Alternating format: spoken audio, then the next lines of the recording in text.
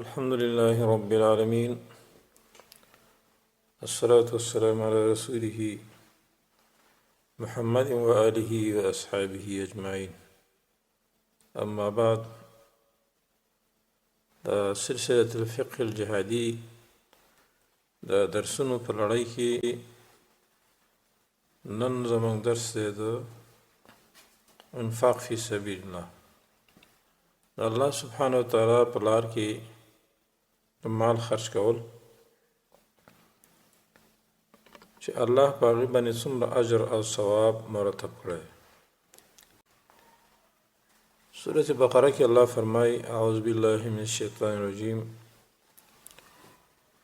من ذا الذي يقرض الله قرضا حسنا ويضاعفه له اضعافا كثيرة.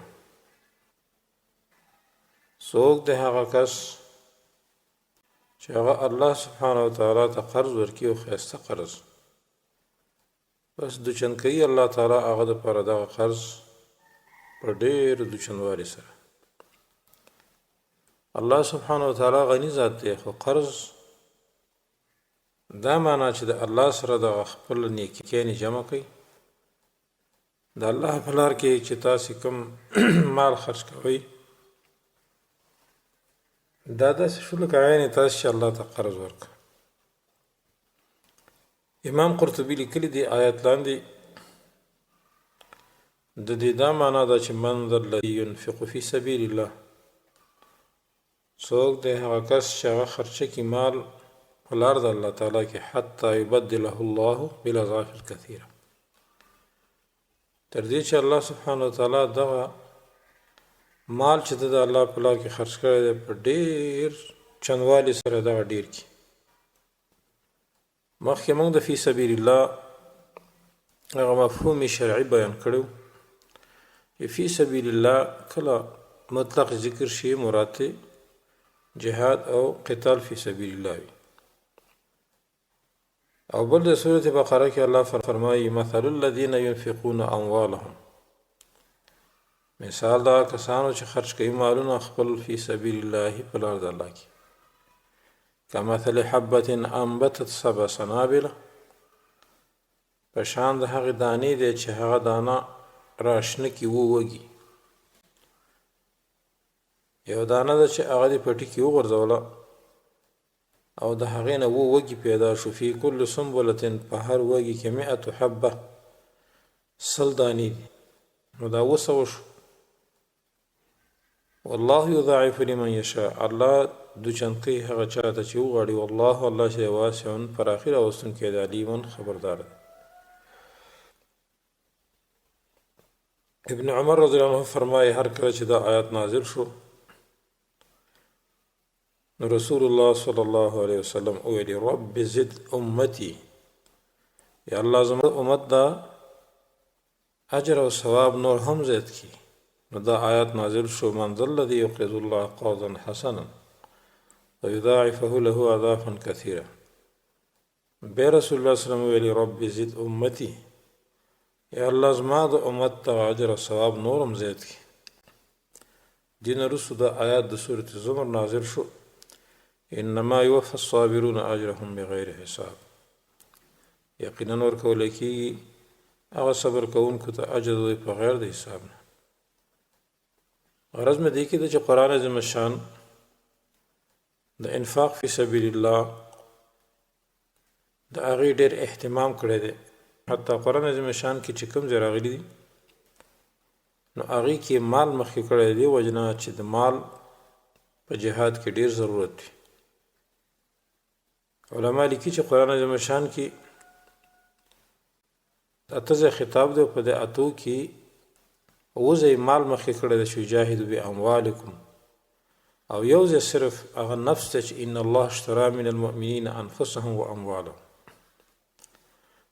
د دې وجه نه مال ډېر اهم دی د قتال فی سبیل الله کې.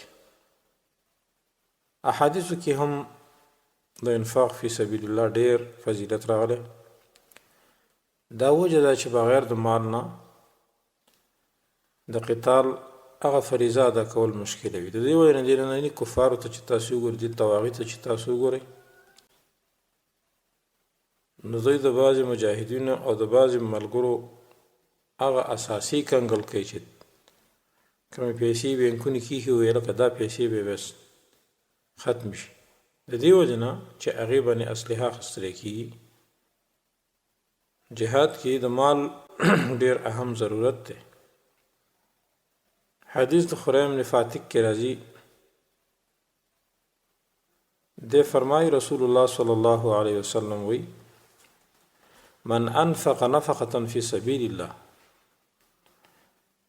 چا چې خرج کړله یو معمولي نفقه فی سبیل الله په لار د الله کې کتبت وبلیکلی شي ده لره ب700 ضعف په 200 چنده باندې الله به ده ته 200 چنده اجر ورکړي الله دومره مهربان ذات دی حدیث امام ترمذی امام نسائی ابن حبان حاکم وغیره ټول راوړی دا دلیل دی په دې خبره باندې د دغه آیات نه هم د هغې تایید کیدی شي چې د الله په لار کې خرچه کول د 1 روپۍ هغه یو په 200 ده دوستانو په الحدیث د ابو هریره کې راځي رسول الله صلی الله علیه وسلم فرمایي وایي ما ته یو اس راوستلی شو په دغه اس باندې جبریل د ما سره کېناست چې هر یو ګام به دغه اس اخیسته نو دومره اوږد ګام چې د سترګو نظر عمره چې څومره به سترګو کار کولو جبریل د ما سره روان نو زه په یو قوم باندې رالم یزرعون فی یوم ویحصدون فی یوم چې دوی په یو ورځ کې فصل هم کرو په یو ورځ کې به بیته ریبه هم کلما حصدوا عادوا كما كان هر کله چې به دوی د الله وکړو واپس به دغه فصل زرغون شو لکه څرنګه چې مخکې نو جبریل ته ما وویل چې من هؤلاء دا څوک دي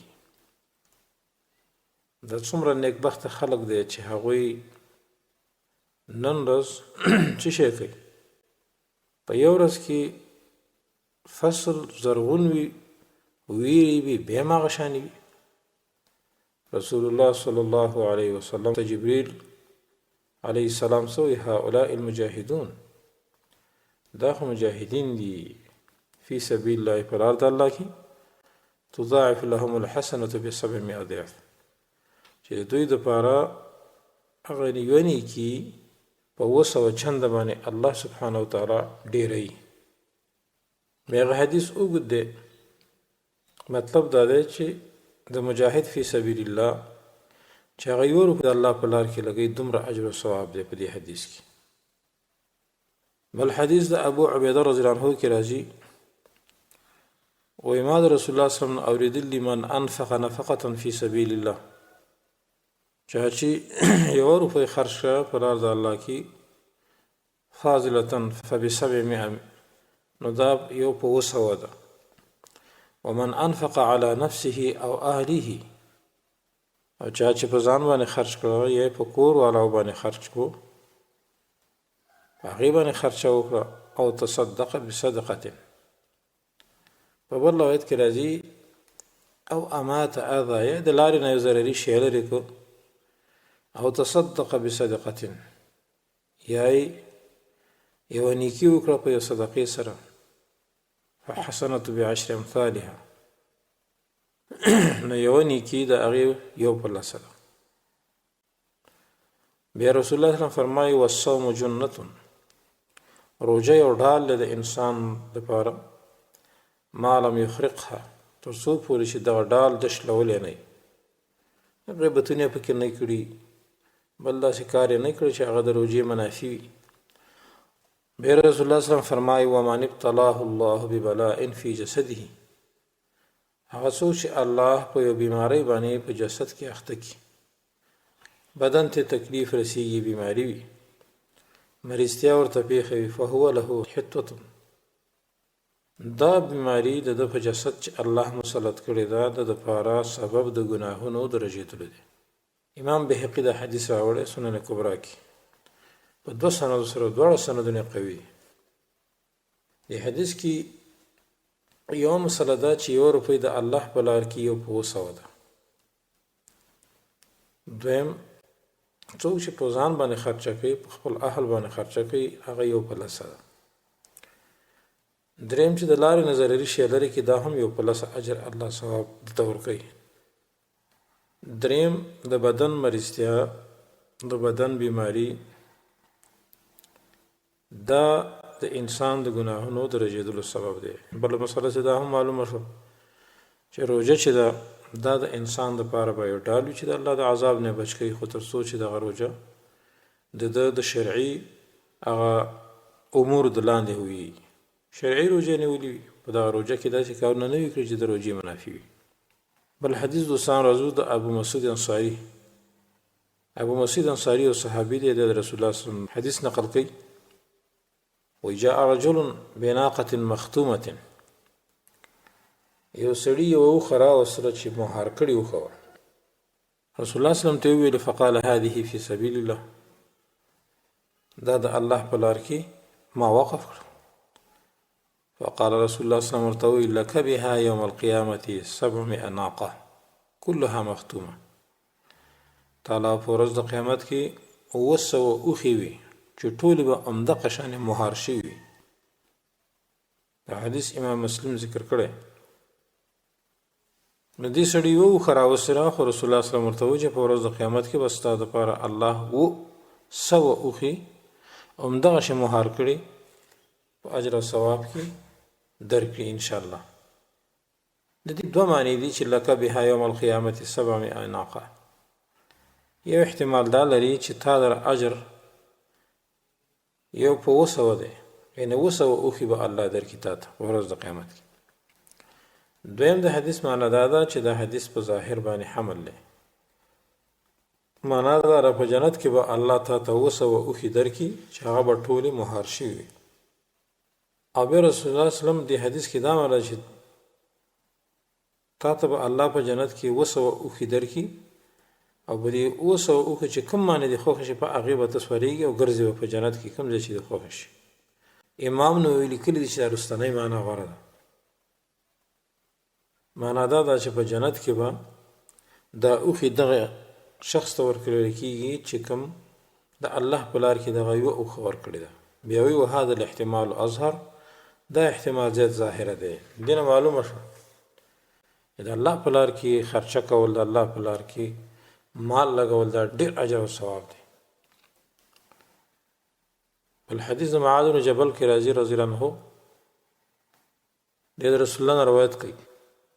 رسول الله صلی الله علیه وسلم فرمایي والذي نفس محمد بيده، قسم په ذات چې نفس محمد صلی الله علیه وسلم دا په لاس کې، ما شحب وجه ولا اغبرت قدم فی عمل، نه متغیر کیږي یو مخ او نه ګرجن کیږي یو خپه، فی عمل په داسې عمل کې چې تبتغى به درجات الجنه بعد الصلاة المفروض، چې لټولې کیږي په هغې سره د جنت درجې وروسته د فرض مونږ که جهاد فی سبیل الله، لکه جهاد کول د الله په لار کې. بیا رسول الله صلی الله علیه وسلم فرمایي ولا ثقل میزان عبد كدابة تنفق له فی سبیل الله، ندرنی هغه تله د یو سړي د میزان په شان د هغه چارپی د هغې دابې د هغې سورلی چې هغه تنفقه چې هغه مړه شي له ده لره فی سبیل الله په لار د الله کې، او یحمل علیها فی سبیل الله عز وجل، یا سوریدی شي په هغې باندې په لار د الله کې.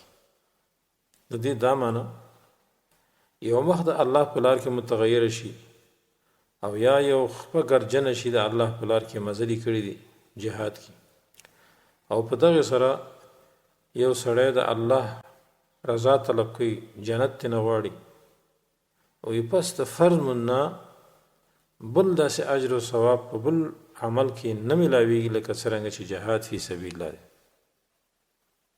بل دې حدیث کې دا ذکر دی چې د یو سړي تله د میزان چې درنی هغه خرچه، هغه مال، هغه سورلي، پخوا خو سورلي وي، اوس خو ګاډي دي، نو هغه سورلي چې هغه د الله په لار کې خرچ کړی شي.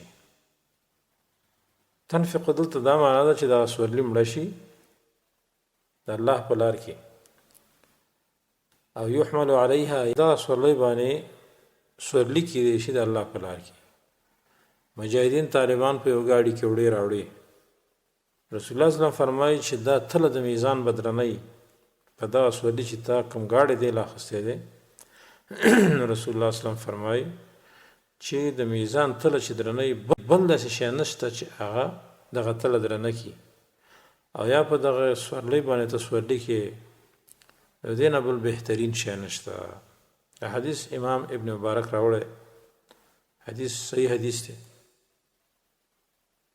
بل حدیث کې راځي رسول الله صلی الله علیه وسلم فرمایي چې النفقة فی سبیل الله توضع فی میزان منفقتها کل یوم. د الله په لار کې خرچه کول په تله د میزان کې خود لکېږي د هغه چا چې هغه خرچه کوي هر ورځ. ان الله په لار کې تله د میزان درنه کېږي په څه سره؟ د هغه سړي چې هغه د الله په لار کې خرچه کوي. او هر ورځ دغه کوم چې صدقه ده د الله په لار کې کړي وي دغه به راځي او دغه شخص په تله د میزان کې به غورځېږي. دا څومره لوی فضیلت دی. بل حدیث کې راځي رسول الله صلی الله علیه وسلم فرمایي من انفق نفقة فی سبیل الله جعلت فی میزانه کل غداة. څوک چې خرچه کوي د الله په لار کې معمولی خرچه نو ګرځول کېږي دغه خرچه فی میزانه په تله د میزان دغه سړي کې کل غداة هر سبا. او ماغه یو خرچه ده لیکن الله سبحانه وتعالی دومره سخی ذات دی چې تعالی هر سار په تله د میزان کې اچي. او لا چې یو سړی ټول عمر خرچه کوي دا به څومره فضیلت لري دوستان. بل حدیث کې راځي رسول الله صلی الله علیه وسلم فرمایي ان النفقة انما تكون ب700 ضعف اذا ارسلها الرجل. یو روپۍ یو په 200 ده دوستانو کله چې دا سړی لیږي او یا مثلا جهز بها من یجاهد یا مجاهد په تیری او یا هغه څوک چې جهاد کوي او په جهاد کې خپل خرچه کوي نو دا به د الله په نسبانه د په اجر او ثواب ب700,000 ضعف ولک باندې یو په ولک باندې. حدیث ابن ماجه راوړی، امام بهقی شعب الایمان کې راوړی د علی بن ابي طالب او د ابو دردا او د ابو هريره او د ابو امامه باهلي او د عبد الله ابن عمر او د جابر بن عبد الله او د عمران بن حسین دي ټول صحابه کرامو نقل کړي. دوی فرمایي رسول الله صلی الله علیه وسلم من ارسل نفقه فی سبیل الله. څوک چې د الله په لار کې یو نفقه ولي یو روپۍ ولي او اقام فی بیته او د ناس په کور کې فيه بكل درهم 700 درهم نو دلرا په دې هر روپۍ باندې یو په 200 ثواب او اجر دی. یو په 200 الله ورکوي. وګورئ ومن غزا بنفسه فی سبیل الله چا چې غزا وکړه په خپل نفس سره په لار د الله کې او انفق فی وجهه ذلك فله بكل درهم 700,000 درهم نو دلرا بیا په هر روپۍ سره ولک روپۍ دي. الله څومره سخی ذات دی، څومره مهربان دی. بیا رسول الله صلی الله علیه وسلم د آیات ولست والله یضاعف لمن یشاء. الله سبحانه وتعالی دو چنقي هغه چا د پاره چې وایي. دوستانو بعض خلک د دې حدیث تحریف کوي. هغه تحریف داسې کوي چې څوک د الله په لار کې وځي او د الله لار نه دوی دغه مشخصه معلومه بستره مراد کړل چې بستره په شا کې چې نن وخت یو ته د دعوت کار د بعض خلک وي. موږ منو چې د دعوت کار صحیح کار دی، ښه کار دی، او چې کوم شرعي دعوت وي د انبیاء علیهم السلام چې کوم کړی وي چې امر بالمعروف او نهی عن المنکر دواړه وي. بل د محمد رسول الله صلی الله علیه وسلم د دین پوره خلکو ته ورسول شي. د سینه چې امر بالمعروف کې او نهی عن المنکر کې پرې دی دا ناقص دعوت دی. بل دا چې ته حنفیت ته ترجیح ورکې حنفیت خورې دا دعوت نه دا صرف د حنفي دعوت دی او بیا هغه اصلي حنفي دعوت هم نه دی. دا ګوره 2 نمبر حنفي دعوت دی.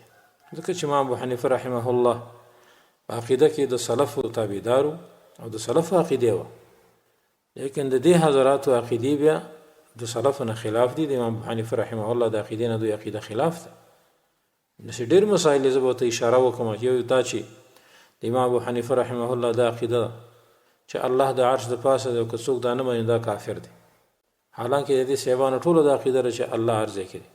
نو دوی امام ابو حنیفه په عقایدو کې نه مني، لہذا نو دوی دا حدیث راخلي چې دا من ارسل نفقه فی سبیل الله واقام فی بیته نو څه وایي چې الله په لار کې 1 روپۍ ورکړي نو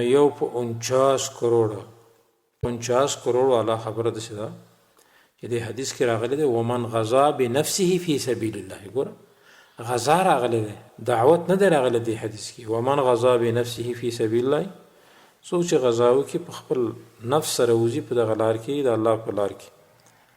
او موږ مخکې دا خبره کړله چې فی سبیل الله کله مطلق ذکر شي مراد قتال مراد وي. د اصول د شریعت نه موږ تاسو نو زو دوستانو د حدیث تحریف بنکو، الله بم د يهودو پرنګ تبا کې کوم تحریف وکړو. د دې وجه نه دوستانو لږ علم ته هم ضرورت دی. اسنه چې په جماعت کې راپاتې او د الله خبره کوي او به دروغ په الله او په رسول باندې ویل کیږي، ولې تاسو دروغ وایي؟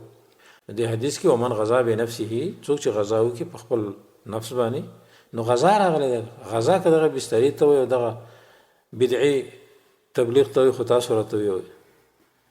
وانفق فی وجهه، او به دغه سړی خرچه وکړي نو فله بكل درهم 700,000 درهم، دغه څه لپاره به 49 کروڑ ثواب دی. نو دا نه چې د بستر واخلي او نور خپل خوراکونه کوي په یو جماعت کې میله او بل جماعت کې میله او بیا وایي چې ما ته الله په یو 49 کروڑ باندې دغه رک ثواب راکړي. دا غلطه خبره ده، د حدیث تحریف دی دوستانو. محرفین به ځان نه جوړو ځکه دا د یهودو عادت دی. لہذا د دې حدیث غلط تشریح کول یا غلط معنا کول دا سبب دی د عذاب، اسنه چې الله موږ د عذاب رانه کې په دی باندې. بل حدیث د معاذ رضی الله عنه کې راځي، رسول الله صلی الله علیه وسلم فرمای توبا لمن اکثر فی الجهاد فی سبیل الله من ذکر الله. توبا یو ونه د جنت ته، په جنت کې دا د بهترینه ونه ده. عامه معنا د توبا د خوشحالي ده لمن هغه چا د لپاره اکثره چې زید کې فی الجهاد په جهاد کې فی سبیل الله د الله په لار کې من ذکر الله چې د الله ذکر کوي.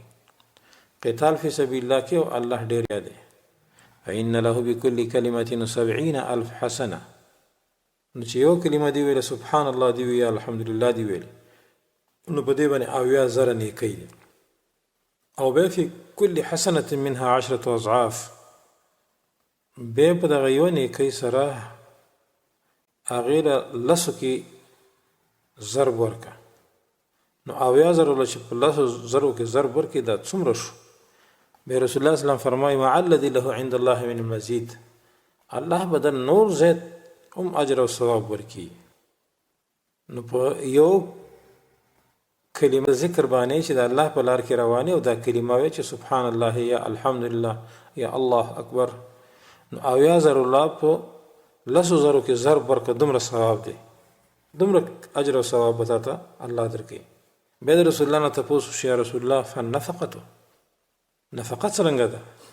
نفقم دونه په هر یو نفقې سره په 1 روپۍ سره 80,000 به 80,000 په لزر کې ضرب ورکړه. رسول الله صلی الله علیه وسلم فرمایي ان نفقه ولا قدر ذلك، نفقه هم دغه مثل ده. الله سبحانه وتعالى څومره سخی ذات دی، څومره مهربان دی، معمولی غوندې خرچه سړی کې دومره اجر او ثواب ورکوي.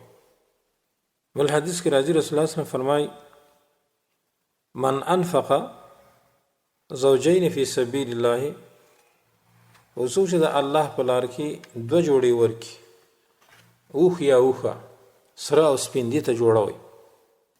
نو رسول الله صلی الله علیه وسلم فرمایي چې په جنت کې به دې سړي ته داسې आवाज کیدی شي یا عبد الله هذا خیر فتعال، اذا الله بنده دا خیر دی راشه.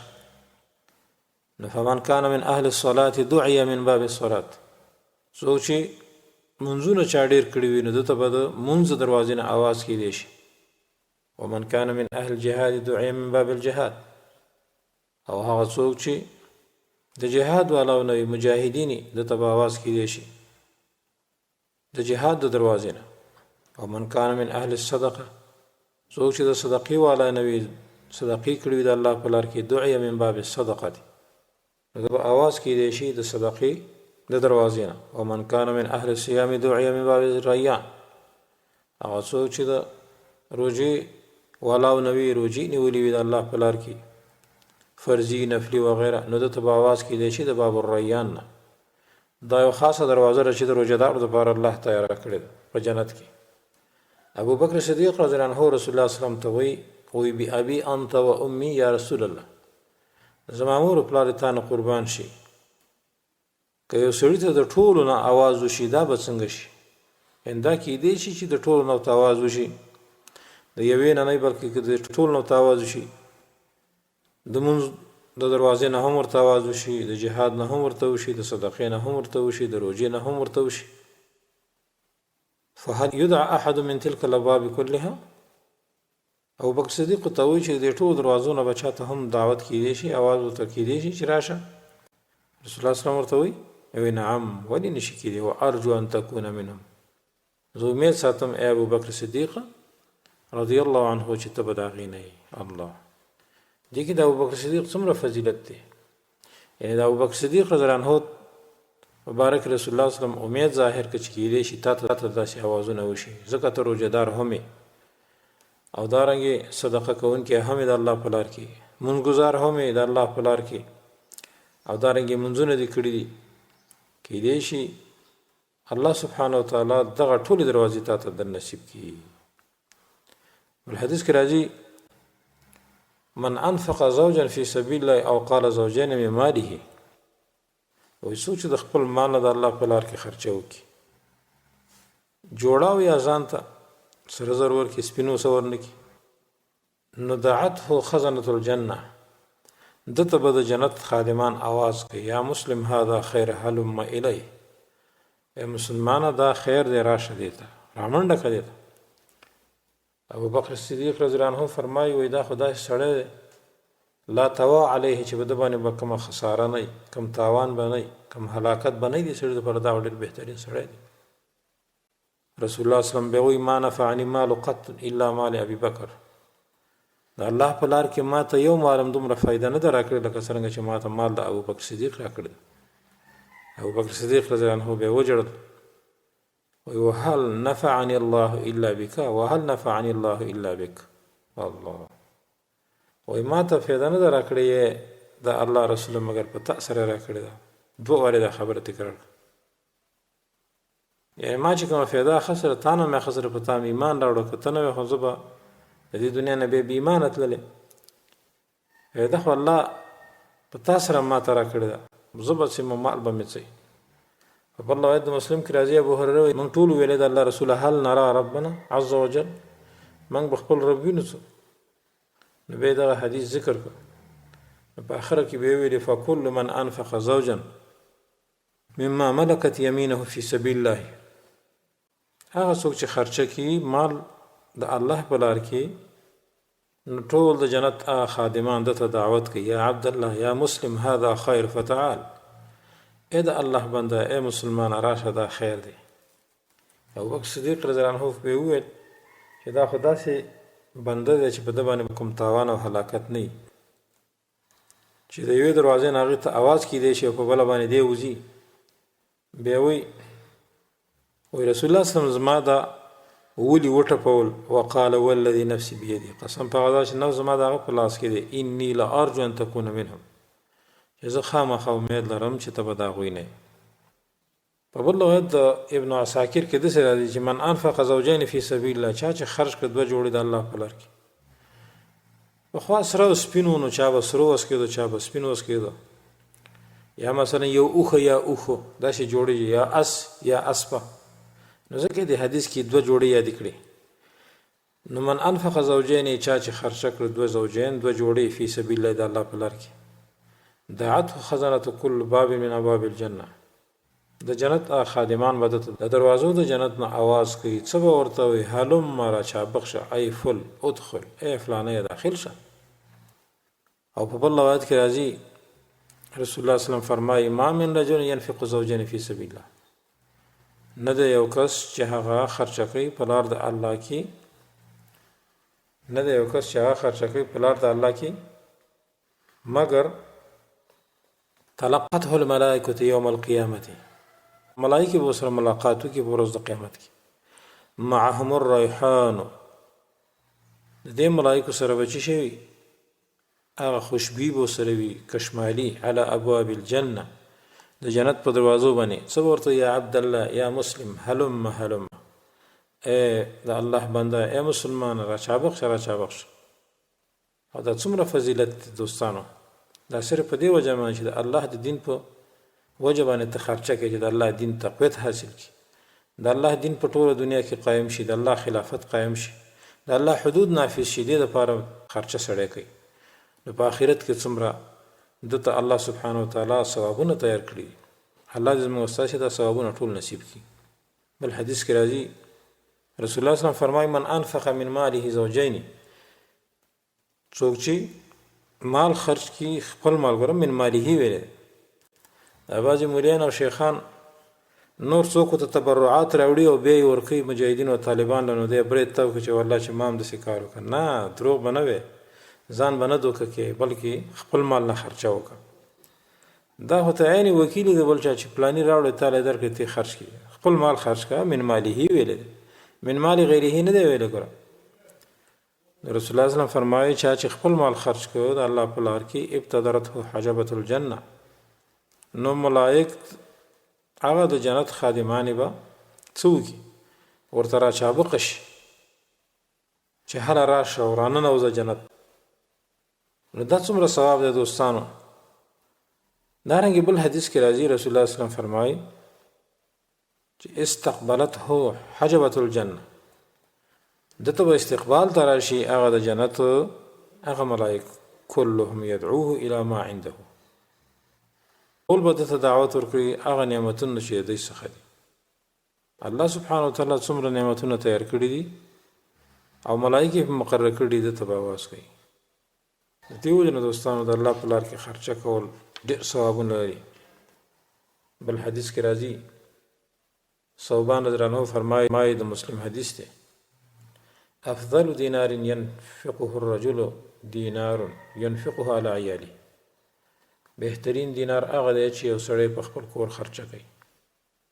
بل دینار على ينفقه على دابته فی سبیل الله، بل هغه دینار دی چې خرچه کوي په هغه چارپیه باندې، په هغه سورلی باندې چې د الله په لار کې کاری دی شي. پخوا خو آسونه اوښانو، نو په هغې باندې چې به چا خرچه کوله رسول الله صلی الله علیه وسلم فرمایي چې دا بهترینه نفقه ده، افضل. اوس خو ګاډي دي، نو په دې ګاډي باندې خرچه کول، دا تیارول، دې طالبانو مجاهدین وړل لړل ډېر ثواب لري. او رسول الله صلی الله علیه وسلم بیا وایي دینار ينفقه على اصحابه فی سبیل الله، بل هغه دینار بهتر دی، هغه خرچه بهتره ده چې سړی د الله په لار کې په خپلو مجاهدینو ورونو باندې په خپلو طالبانو باندې خرچه کوي. دا بهترینه صدقه ده دوستانو. دې حدیث نه دا معلومه شوه چې د الله په لار کې په مجاهدینو خرچه کول، د هغوی په ګاډو باندې خرچه کول او دارنګې په خپلو بچو باندې خرچه کول دا بهترینه صدقه ده. یو حدیث کې راځي رسول الله صلی الله علیه وسلم صحابي دی عثمان بن عفان، دریم خلیفه دی، تاسو ته به ښه معلوم وي. غزوه تبوک کې 1000 دینار ورکړه د الله په لار کې، 1000 دینار. یو دینار نه دوستانو نن وخت کې چې کلدارې جوړېږي نو څه 22-23 زره کلدارې دي یو دینار، او د 1000 دینار ورکړو.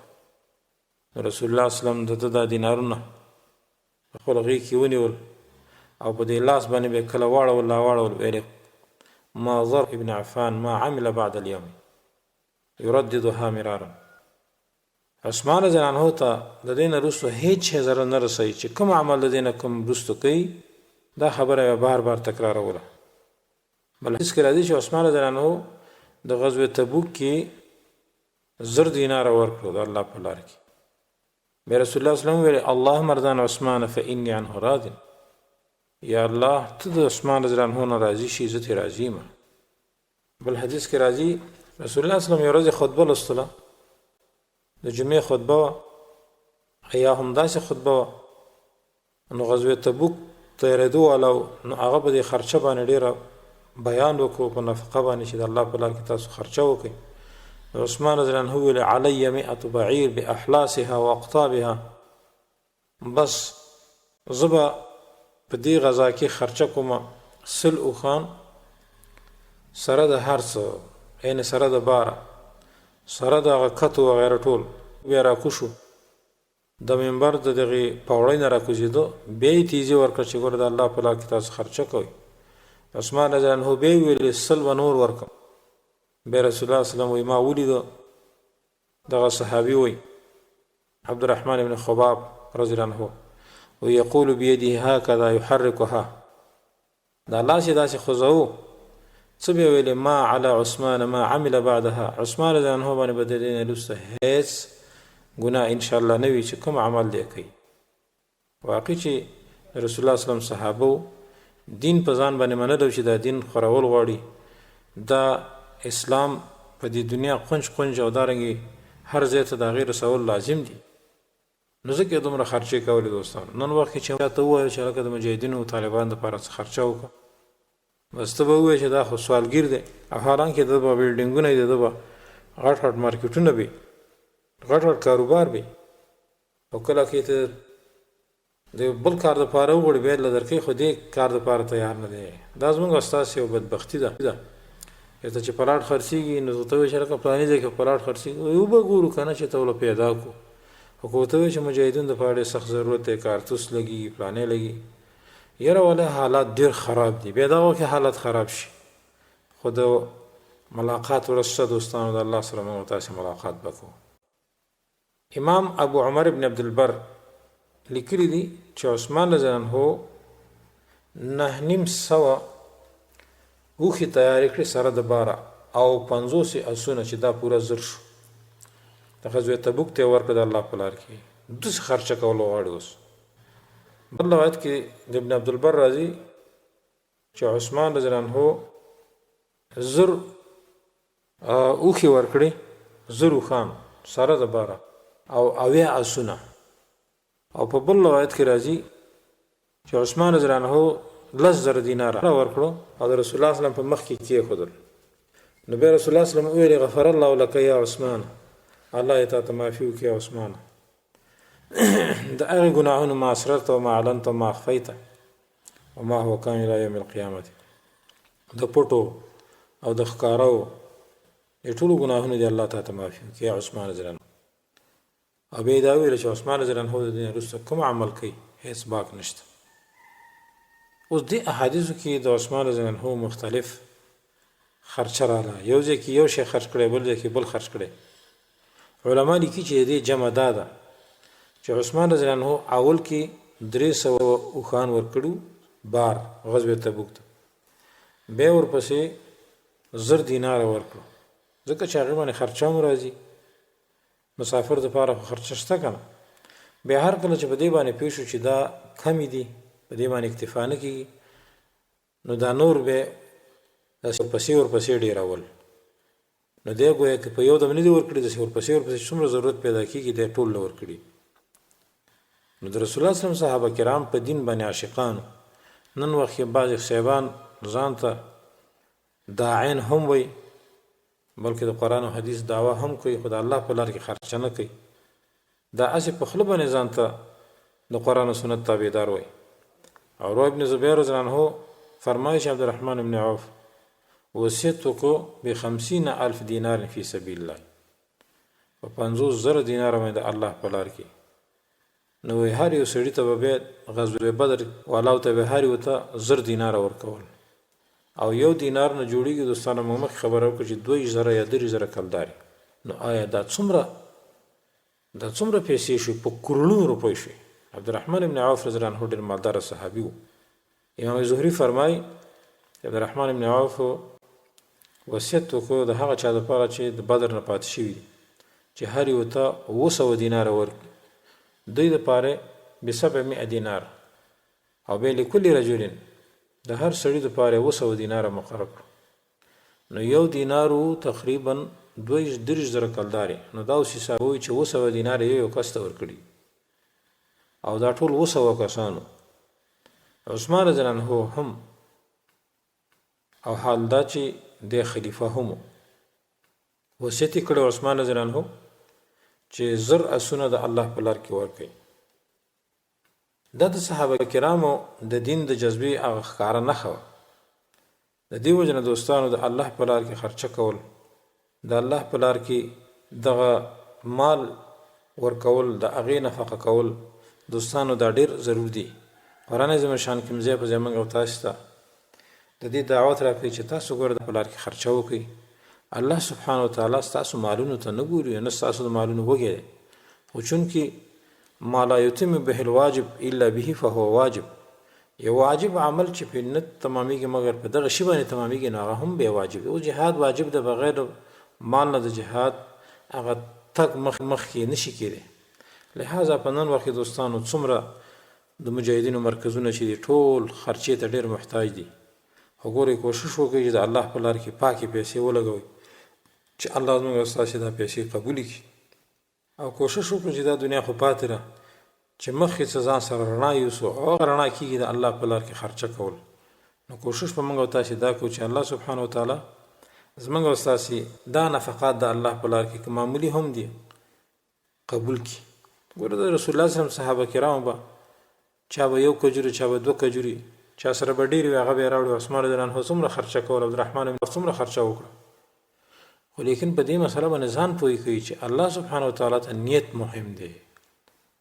یو سړی د ډېره خرچه د الله په لار کې کوي لیکن نیت یې خراب دی، دې سړي ته به الله سبحانه وتعالی اجر او ثواب نه ورکوي ځکه چې نیت یې خراب دی.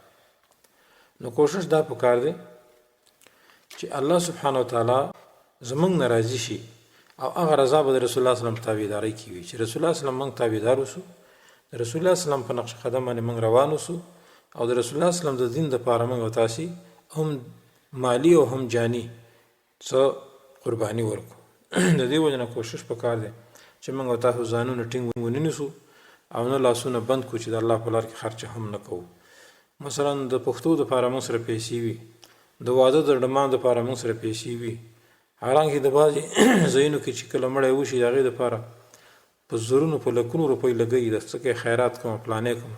او د الله په لار کې چې دین په هغې باندې تقویه کېږي، کفار په هغې باندې ختمیږي، د الله د دین دشمنان پرې ختمیږي، هغې دپاره موږ او تاسې بیا دومره کوشش نه کوو، نه خرچه کوو. الله دې وکړي چې موږ او تاسې په دې باندې عمل وکړو او الله سبحانه وتعالی دې موږ او تاسې دغه ډېر لږ عمل دی چې الله ته ډېر یعنی صحیح او د رسول الله صلی الله علیه وسلم په طریقه باندې هغه ته الله ته ورسیږي او دا قبول شي. هذا وآخر دعوانا أن الحمد لله رب العالمين وصلى الله تعالى على خير خلقه محمد وآله وأصحابه أجمعين.